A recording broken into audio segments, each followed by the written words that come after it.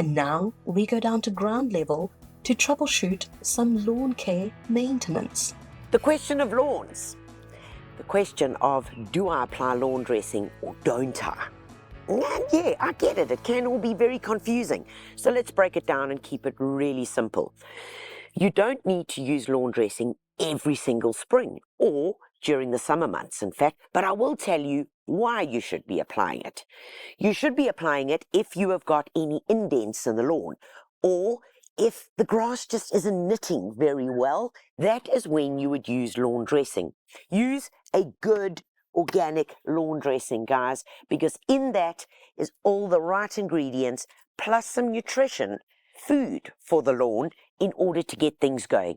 So first thing we need to do is give it a good forking. Sounds strange, no? But this is true. What I want you to do is use a good garden fork, and you want to get down at least 10 centimeters. What we're doing in this process is actually aerating the lawn.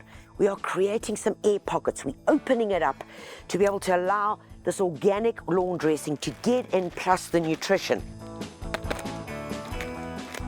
The critical thing about applying lawn dressing is never to apply too much. Grab it like this, and small amounts, and work backwards with it. I always find this just so much easier to work with. Once you've applied the thin layer, remember you can always add a bit more, so don't get carried away. You're going to be using a metal rake, and what you can do is I use it this way. In that way, I then get it really nicely into these little gaps. Once we've done this and I've added enough, give it a good watering. If it's a high traffic area, try and cordon it off, and within a couple of weeks you will see it green up and thicken. Biggest issue in lawns has to be weeds. Whoa, weeds will happen. They will be in your lawn, guys, and it's certainly nothing that you're doing wrong, but I will tell you a few ways of how to keep them at bay. Number one is trimmers via garden services or any equipment that is not cleaned correctly or often enough will bring in seed into your garden. So always make sure that you are cleaning your equipment. One of the biggest mistakes that we can make is by allowing the weeds that are currently in the lawn to flower. How do you do that? Well, it's really simple.